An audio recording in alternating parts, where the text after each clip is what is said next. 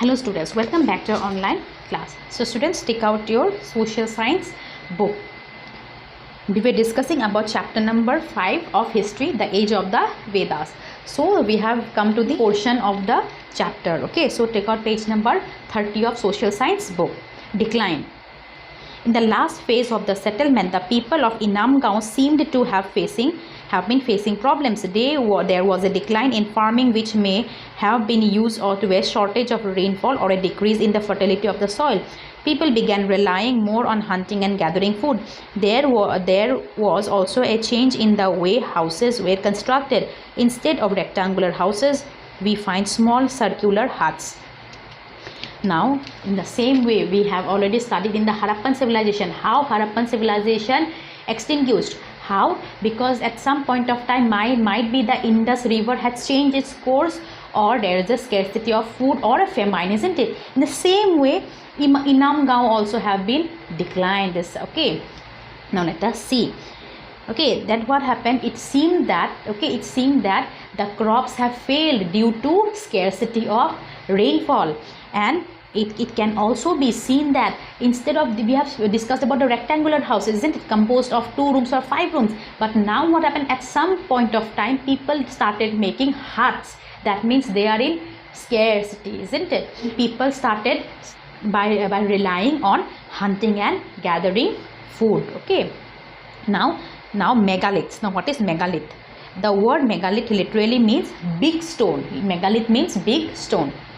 At many places in the Deccan, South India, the northeast and the northwest, especially Kashmir, huge stone boulders have been found. They are generally arranged in a circular pattern. They were perhaps used to mark graves on burial sites. These stone boulders are called megaliths. The megaliths, these can be found in many places in the Deccan, South and northeast and southwest in Kashmir. Okay. Now, what this stone is used, that circular stone, might be for they have used in the burial site, where the people are buried as a sign. There is a structure in England which has somewhat similar placed large pieces of stone. Can you name the structure? The megaliths have some special features. Students, you find out in England there is such a boulder-like structure. So you find it out and tell me in message. Okay. The megaliths have some special features. First, megalith burials were underground and megaliths were placed on the surface to mark the burial spot. These probably served as signposts. Second, many objects have been found in the graves, including human skeletons, pottery, agricultural tools, weapons and ornaments. Now, why these megaliths are used? Suppose now we are using tomb. If a person dies, then we used to sign it with something like wall material, isn't it? We used to make tomb. In the same way, when they used to bury some people, they used to give one megalith, that is the one big boulder, upon them. And upon digging, what they find with the burial, with the dead body, there is also with the skeleton, there is also ornaments they got with the burial, and they also got pottery. Okay.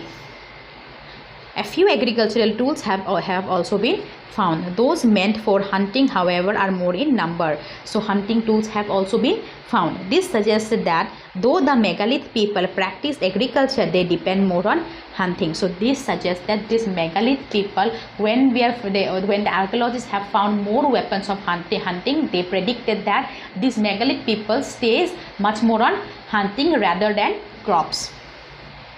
The graves also contain a large number of pots. So this grave contain a pot also. In some areas, pot filled with ashes and charred bones have been found. Charred bone means the burial bones, the black in color. Okay, ashes bone. Some graves contain fragments of rice and other grains. See, in that, with the skeleton, they also, with the dead body, they also put some rice or then other grains with them.